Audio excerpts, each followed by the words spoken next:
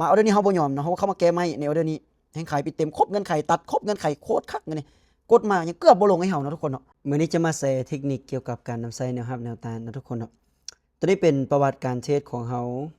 ในมื้อวานนี้เนาะทุกคนเนาะซึ่งเฮาเทรดค่อนข้างว่าได้กำไรเนาะจากการที่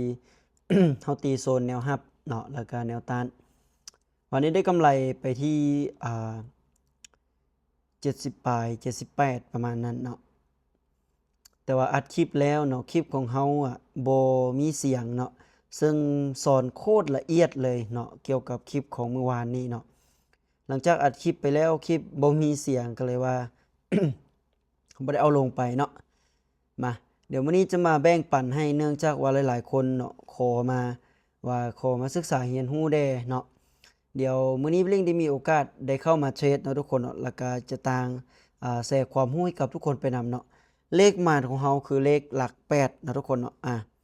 เฮาจะต้องได้กำไร80ปลายนะทุกคนเดี๋ยวก่อนอื่นแมนให้เฮาตีเนาะตีโซนที่เป็นแนว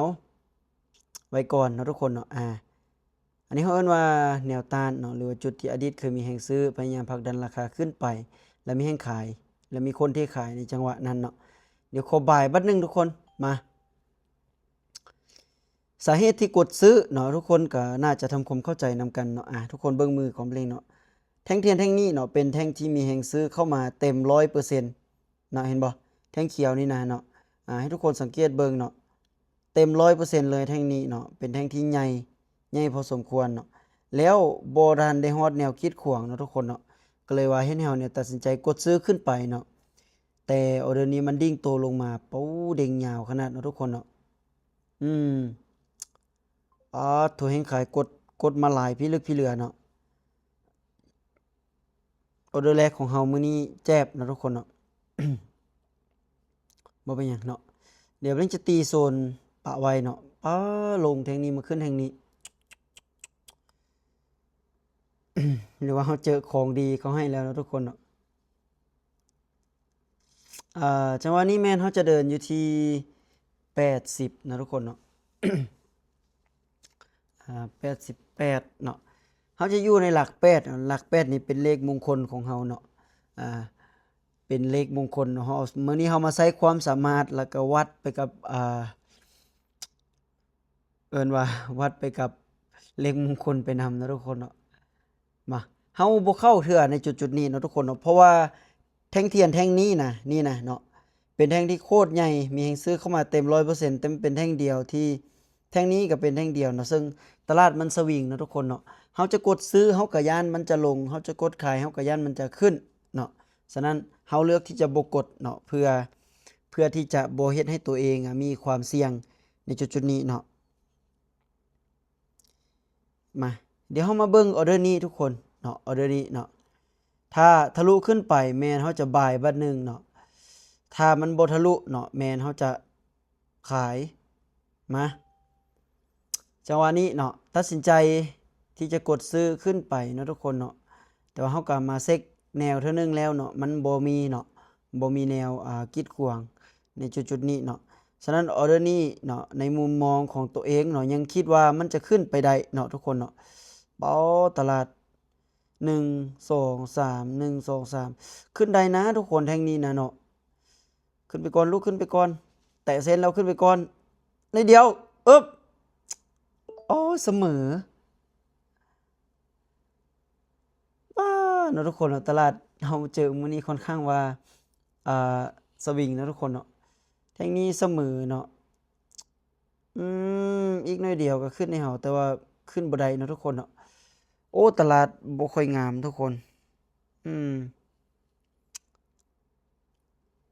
การสอนของเฮาในมื้อนี้ค่อนข้างว่ามีอุปสรรคเนาะเดี๋ยวออเดอร์นี้แม่นลิงจะขอผ่านเนาะทุกคนเนาะเนี่ยเนาะคือแท่งนี้แท่งที่เฮากดซื้อขึ้นไปนี่ลิงคิดว่ามันน่ะมีโอกาสที่จะขึ้นไปเนาะทุกคนเนาะเพราะว่าหยังถึงว่าจังซั่นเนาะเพราะว่าไอ้แท่งเทียนแท่งนี้แท่งเขียวแท่งนี้เป็นแท่งที่ปิดเต็ม 100% แล้วทะลุโซนที่เป็นแนวเก่าเนาะแนวต้านเก่าเห็นบ่แนวต้านเก่าคือหยังคือเส้นคือจุดๆนี้เนาะแล้วเล่นคิดว่ามันน่าจะขึ้นไปได้ในจุดๆนี้เนาะแต่บ่สามารถขึ้นได้เนาะและทางนี้เฮาก็ได้ผ่านมันไปก่อนเนาะ เดี๋ยวมาเบิ่งแท่งนี้นำกันเนาะทุกคนเนาะมาเบิ่งแท่งปัจจุบันนี้เนาะว่าเฮาจะเข้าออเดอร์ได้บ่เนาะในจังหวะนี้เนาะ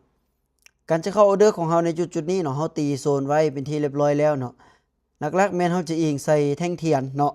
ถ้าเป็นแท่งเทียนสีเขียวแม่นเฮาจะกดซื้อถ้าเป็นแท่งเทียนสีแดง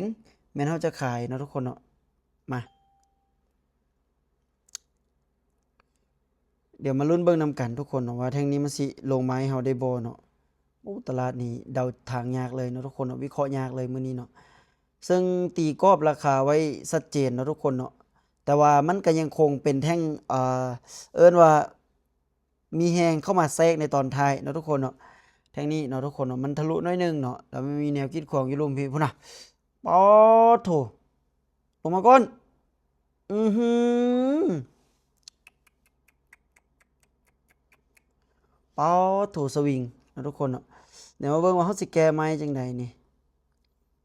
133โอ้ตลาดนี่เนาะโอเค3ออเดอร์นี้เนาะถ้าออเดอร์นี้บ่บวกแม่นเฮาจะกลับมาอยู่ทุนเนาะทุกคนเนาะขายไปหนึงเนาะคิดว่ามันน่าจะลงมาได้อีกเนาะทุกคนเนาะอื้อฮือเนาะแฮงบักหยาวอันนี้แหละคือว่าอีหยังก็เกิดขึ้นได้เนาะทุกคนเนาะถ้าออเดอร์นี้บ่วินแม่นเฮาจะได้หยุดเนาะคือเฮารับความเสี่ยงได้ส่ำนี้เนาะทุกคนเนาะเอ้ยพยายามที่จะลงหลายเทื่อแล้วแต่ว่าลงบ่ได้ลงได้บ่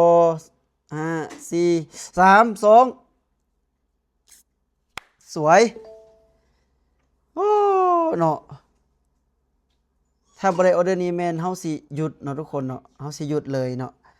แต่ว่าเฮาวินเนาะอ๊อดโถอีหลากอีเหลือเนาะทุกคนเนาะอืมเข้ามาจากไม้ว่า2ไม้บ่วินเนาะมาวินไม้นี้เนาะทุกคนเนาะแต่ว่าโดยรวมก็ถือว่ามีกำไร56เนาะ56เขาก็จะพอแล้วเนาะมื้อวานนี้เนาะทุกคนเนาะมื้อวานนี้ซึ่งเป็นวันที่25เนาะเราเทรดไปแม่นบ่วะอ๋อมื้อนี้25เนาะในค่ำคืนของ24ตีเป็นวันที่25เนาะซึ่งเฮาก็ได้กำไรเนาะทุกคนเนาะเว้นก็ได้กำไรตามเป้าเนาะทุกคนแม่นบ่นี้เนาะก็ไม่ได้กำไรเนาะเห็นบ่นี้เนาะเทรดเมื่อวานนี้เนาะได้กำไรรวมๆ2มื้อมานี้ก็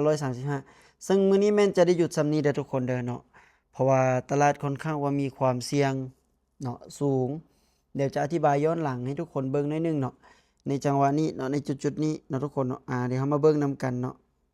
สำหรับจุดๆนี้เนาะถือว่าเป็นแท่งเทียนที่เอิ้นว่ามีจุดที่เราเข้าเนาะทุกคนเนาะจุดแรกเราเข้าไปเราพลาดเนาะที่จริงเนาะมันตัดโซนนี้เร่งคิดว่ามันน่าจะขึ้นแต่มันมีแห่งขายสวิงลงปุ๊บแล้วก็มีแห่งซื้อสวิงขึ้นปั๊บเนาะถือว่าเป็นช่วงตลาดสวิงก็เฮ็ดให้เฮาเนี่ยเอิ้นว่าแจ๊บเลยจังหวะนี้เนาะก็คือเสียเงินไปเนาะแล้วมาจังหวะนี้เนาะทุกคนเนาะเฮากดขึ้นไปเนาะกดขึ้นไปขึ้นให้เฮาแต่เสมอเนาะบ่วินเนาะจังหวะนี้เฮารอเฮาบ่เข้าเฮามาเบิ่งจุดเนี่ยมันตัดเข้ามาน้อยหนึงตัดน้อยเดียวเนาะน้อยเดียวนี่นะตัดน้อยเดียวแต่เฮาคาดการณ์ว่ามันน่ะจะลงมาเพราะมันบ่ได้มีแนวคิดขวางเลยสำหรับจุดๆนี้เนาะแล้วมันน่ะลงมายาวแต่ดีดขึ้นไปตอนท้ายเนาะเนาะจะแม่นบ่เป็นใจเลยเนาะทุกคนเนาะแฮ่งซื้อแฮ่งขายสวิงมาออเดอร์นี้เฮาบ่ยอมเนาะเฮาเข้ามาแก้ไม้ในออเดอร์นี้แฮ่งขายไปเต็มครบเงื่อนไขตัดครบเงื่อนไขโคตรคักเงินนี่กดมายังเกือบบ่ลงให้เฮาเนาะทุกคนเนาะแต่สุดท้ายมันก็เป็นเทรนไหลลงมางามๆเห็นบ่นี่นี่มันก็ยังคงไหลจนมาฮอดโซนแนวของมันเนาะอันนี้นะแนวนี้เป็นแนวใหม่เนาะตัวนี้เป็นแนวใหม่แต่เฮาบ่ได้ตีเนาะทุกคนเนาะตัวนี้เป็นแนวใหม่เนาะแต่เฮาบ่ได้ตีเนาะเพราะว่าเฮาเพิ่งพอใจในกำไรส่ำนี้แล้วเนาะเฮาหยุดส่ำนี้เนาะทุกคนเนาะการเทรดของเฮาสำหรับมื้อนี้เนาะทุกคนเนาะก็ให้ทุกคนเบิ่งคลิปนี้ก็หวังว่าคลิปนี้จะเป็นแนวทางการเรียนการศึกษาให้กับหลายๆคนเนาะทุกคนเนาะที่เข้ามาติดตามที่เข้ามาเบิ่งในช่องของพี่เนาะหวังว่าทุกคนจะได้ความรู้ จากคลิปที่บลิงสอนไปเนาะหลายคนซึ่งขอมาให้แชร์เนาะก็เฮาบ่ได้มีเวลาขนาดนั้นเนาะฉะนั้นในมื้อนี้บลิงก็มีเวลาที่จะมาเทศน์แล้วก็มีเวลาที่จะมาแชร์นำเนาะมื้อนี้เป็นการตั้งเทศน์แล้วก็อัดคลิปไปนำเนาะทุกคนเนาะเห็นบ่นี่จุดๆนี้เห็นบ่นี่เห็นบ่นี่แท่งนี้เขียวบ่เขียวไกลบ่เห็นบ่ใกล้โซนของเฮาเป๊ะๆเนาะทุกคนเนาะก็ถือว่าการวิเคราะห์ในการใช้แนวรับแนวต้านยังคงได้ผลเนาะทุกคนเนาะสำหรับคลิปนี้ก็ประมาณนี้ทุกคนเนาะย้ำว่าการเทรดหรือการลงทุนเป็นอิหยังที่มีความเสี่ยงสูงเนาะสำหรับใครที่บ่มีความรู้หรือยอมรับความเสี่ยงบ่ได้หรือบ่มีวินัยห้ามตัดสินใจเข้ามาลงทุนเด็ดขาดเด้อทุกคนเด้อบ๊ายบาย